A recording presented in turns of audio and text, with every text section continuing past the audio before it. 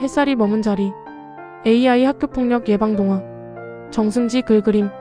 지혜는 거울을 볼 때마다 낯선 아이와 마주했어요. 다른 친구들처럼 하얀 피부도 쑥 올라온 오뚝한 코도 아니었거든요. 까만 피부에 둥근 코를 가진 지혜는 늘 자신의 모습이 마음에 들지 않았죠. 학교에 갈 때면 쟤는 왜 저렇게 생겼대?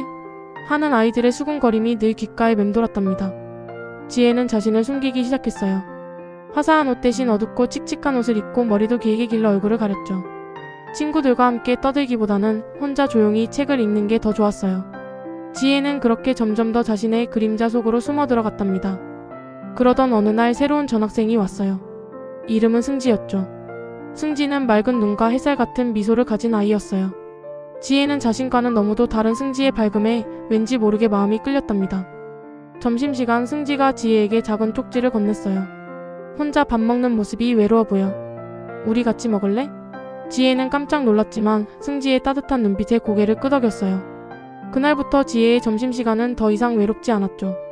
승지와 함께하는 시간이 늘어날수록 지혜는 조금씩 마음의 문을 열었어요.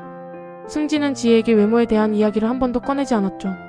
대신 지혜가 좋아하는 책은 뭔지, 어떤 노래를 듣는지, 좋아하는 음식은 무엇인지 물어보았어요. 난생 처음으로 누군가가 자신의 마음에 대해 궁금해한다는 것을 알게 되었죠.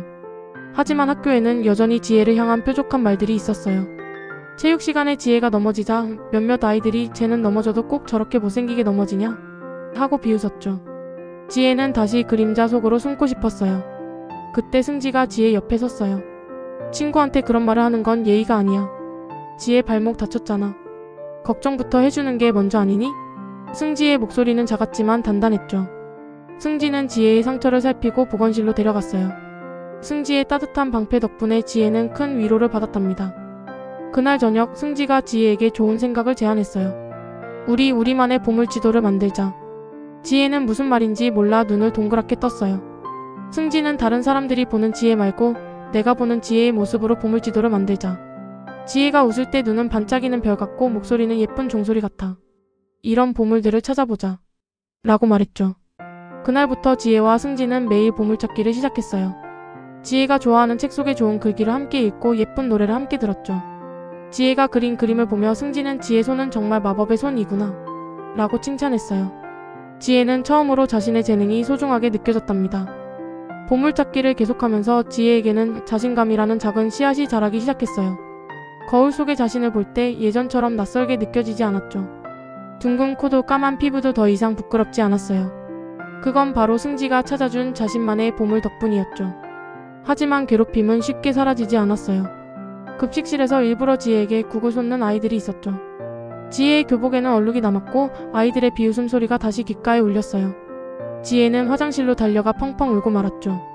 승지는 울고 있는 지혜를 발견하고 함께 화장실로 들어왔어요. 승지는 화를 내기보다는 조용히 말했죠. 지혜야, 화나고 억울할 때는 그 감정을 그대로 보여주면 안 돼. 똑똑하게 반격해야 해. 승지는 지혜에게 물었어요. 저 아이들은 지혜가 어떤 아이인지 제대로 알고 있을까? 지혜는 고개를 저었어요. 다음 날 승지는 학급 게시판에 글을 올렸어요.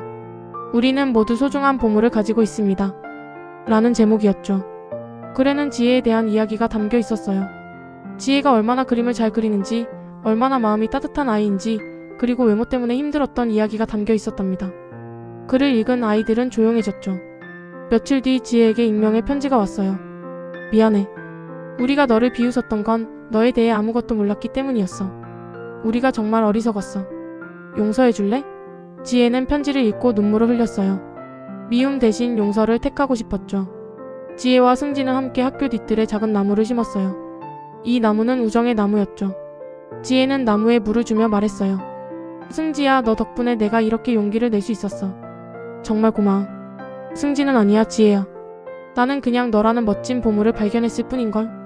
이라고 대답했답니다. 지혜는 조금씩 변하기 시작했어요. 어두운 옷 대신 밝은색 옷을 입고 머리를 묶어 자신의 얼굴을 드러냈죠. 이제는 먼저 웃고 친구들에게 말을 걸기도 했어요. 지혜의 얼굴에는 활짝 핀 꽃처럼 밝은 미소가 번졌답니다. 지혜와 승지는 보물찾기 동아리를 만들었어요.